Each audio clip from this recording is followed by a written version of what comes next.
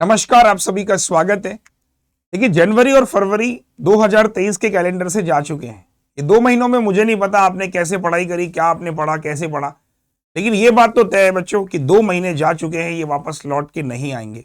अगर आपने ईमानदारी से पढ़ाई करी है तो आप सिलेक्शन की ओर हैं, लेकिन अगर अभी भी आप ईमानदार नहीं है, ऑनेस्ट नहीं है खुद के साथ और इस तरह की वीडियोस को ही देख रहे हैं कि कैसे पढ़े, कब पढ़े, क्यों पढ़े, तो आज भी आप अपने साथ दगाबाजी कर रहे हो और आप सिलेक्शन से कोसों दूर हो।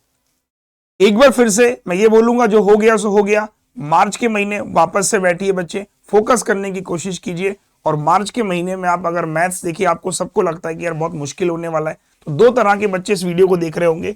एक होगा बिगनर और एक होगा रिपीटर्स या फिर मेंस वाला। दोनों ही बच्चों को मार्च के महीने क्या करना चाहिए कि जिससे एक तो कंसिस्टेंसी बने और साथ ही साथ हमारी रैंक इंप्रूव हो, हमारे मार्क्स इंप्रूव हो। अदरवाइज डे विल कम जब आप खुद को बहुत लोगों से काफी दूर पाएंगे, फिर आप स्पीड से भी भागेंगे तब भी मंजिल तक नहीं पहुंच पाएंगे। तो मार्च महीना बहुत क्रूशियल होने वाला है, क्योंकि इसके बाद आप देखेंगे अप्रैल में आरबी असिस्टेंट का एग्जाम होने वाला है। अप्रैल के बाद मई जून में आरआरबी के नोटिफिकेशन आ जाएंगे और जून जुलाई के बाद आपको पता है कि पूरा पूरा कैलेंडर आपके पास है। आइए बात करते हैं। सबसे पहले देखिए, मैंने इसलिए जनवरी और फरवरी 2 महीने डेडिकेटली मैंने दिए स्वर्ण युग को। आपको याद होगा स्वर्ण युग जनवरी में लॉन्च किया था। तो जनवरी और फरवरी मेरी पूरी कोशिश थी कि YouTube पर एक foundation batch free of cost पढ़ाया जाए। जो बच्चा पेड क्लास एक्सेस नहीं कर पाता उसके पास फाउंडेशन की कुछ क्लासेस होनी चाहिए, ताकि वो एटलीस्ट उसको ये महसूस ना हो कि मेरे बारे में कोई नहीं सोच रहा। स्वर्ण युग में मैंने इतने टॉपिक का डिस्कशन किया है, आपके सामने ये टॉपिक है, और कुछ टॉपिक्स को मैंने छुपा के रखा है। छुपाने का मतलब उनको भी डिस्कस नहीं किया, उनको स्पेशल लेकर आऊंगा। जैसे कंपाउंड इंटरेस्ट में एक अच्छी क्लास बनेगी, उसको लेकर आऊंगा। सिंपल कंपाउंड के क्वेश्चंस बनेंगे। मेंसुरेशन अपने आप में बेहतरीन टॉपिक है, उसकी 1 शॉट क्लास लेके आऊंगा। तो आप देखेंगे कुछ कुछ टॉपिक को मैंने छुपा के रखा है, बहुत ज्यादा नहीं है, 2 से 3-4 टॉपिक होंगे। नंबर सिस्टम है, तो कोशिश मैंने क्या करी है कि पहले इंपॉर्टेंट टॉपिक्स जो फ्रीक्वेंटली क्वेश्चन जिस पर बनता है वो डिस्कस किया है। वो सारे के सारे फाउंडेशन मैंने यूट्यूब पर पढ़ा दिए 2023 के लिए।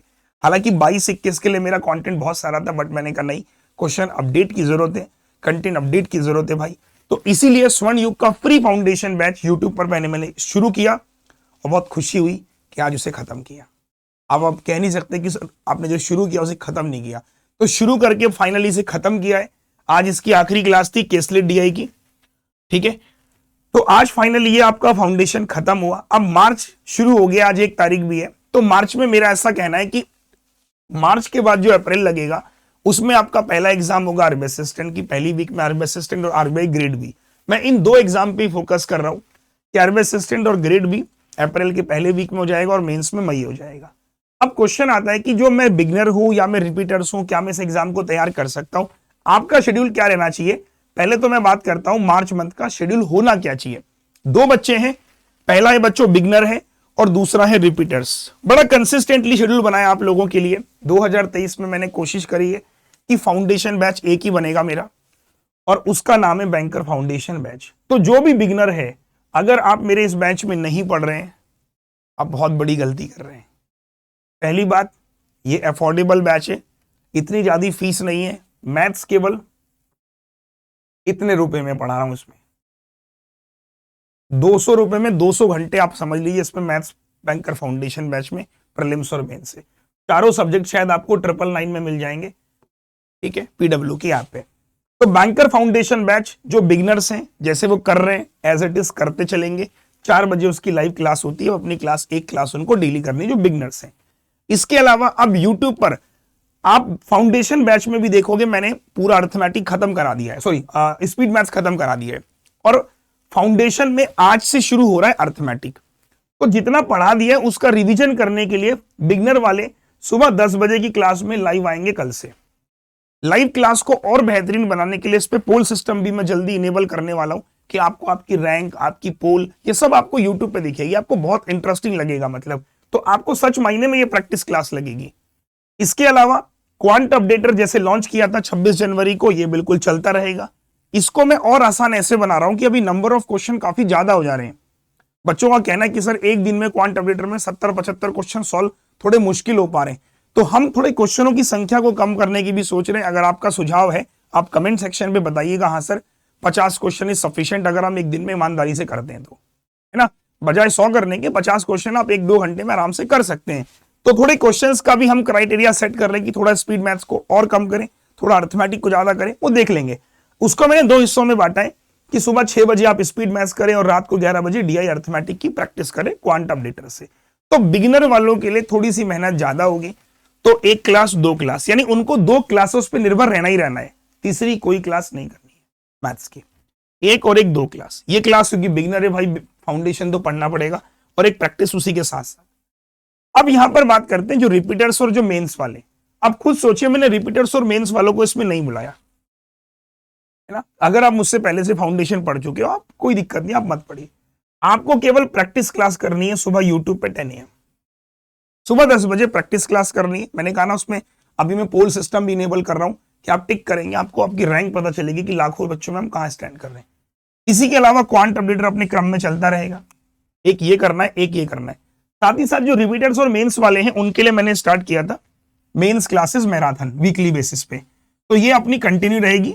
1 वीक में छूट गया था ये बीच में, तो इस क्लासेस को हम वापस से कंटिन्यू करेंगे वीकली मेंस मैराथन, समझ गए ना। तो रिपीटर्स वाले क्या करेंगे, ये एक ही क्लास करनी है उनको, मैं बुला ही नहीं रहा हूं क्योंकि आपके पास समय भी नहीं, और मैं आपको बोलूंगा आप क्लासेस में इन्वॉल्व हो ही मत, आप मेरी केवल एक क्लास करो 10 AM वाली, उसके अलावा आप क्वांट PDF लगाओ।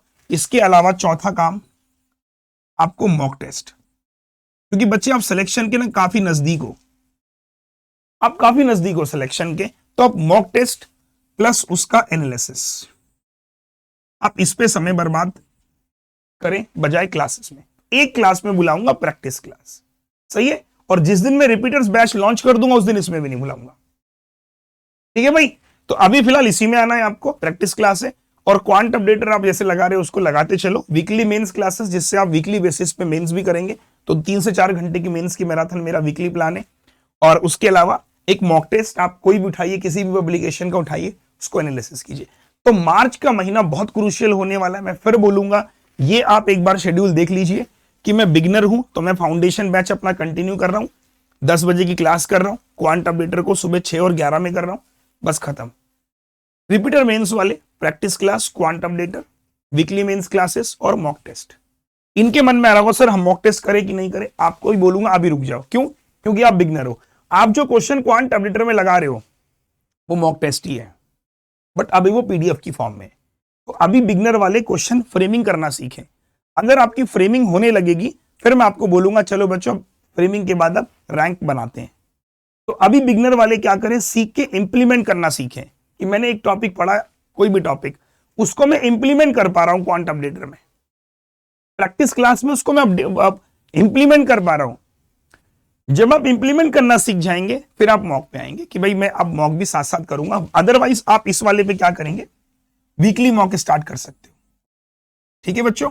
ऐसा भी नहीं बोलूंगा कि मॉक बिल्कुल मत करो, तो आप वीकली मॉक टेस्ट, थोड़ा आइडिया आपको होता रहेगा कि मैं स्टैंड कहां कर, या फिर आप इसको 2 दिन कर सकते हो। जैसे आपने एक मॉक मंडे को लगाया तो एक आप संडे को मॉक लगा लो। आपके जीवन में त्योहार, छुट्टी, होली, दशहरा, दिवाली, मेरा ऐसा मतलब है नहीं होना चाहिए। सिलेक्शन, सिर्फ सिलेक्शन होना चाहिए। छोटी सी बात बोलूंगा, आपको पता हो कि महाभारत का एक किस्सा है। महाभारत के किस्से में सारे लोग बैठे हुए थे, अर्जुन भी थे, अर्जुन के भाई सारे पांडव, कौरव सब थे। तो आपको पता होगा द्रोणाचार्य ने सबसे पूछा, बोला क्या दिख रहा है, सबने बोला मछली दिख रही है। द्रोणाचार्य ने सबसे पूछा, कौरव और जितने भी पांडव थे सबसे पूछा क्या दिख रहा है, बोला मछली दिख रही है और उसको हम उड़ा देंगे। अर्जुन से पूछा क्या दिख रहा है, अर्जुन से पूछा तुम्हें क्या दिख रहा है, अर्जुन ने बोला मुझे मछली की आंख दिख रही है।